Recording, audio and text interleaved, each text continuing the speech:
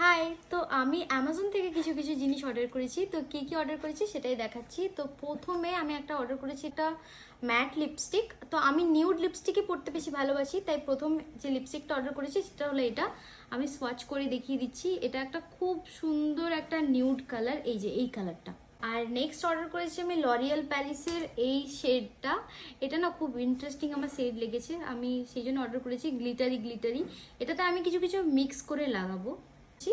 আর একটা অর্ডার করেছি যেটা হলো lip tint, lip and cheek tint.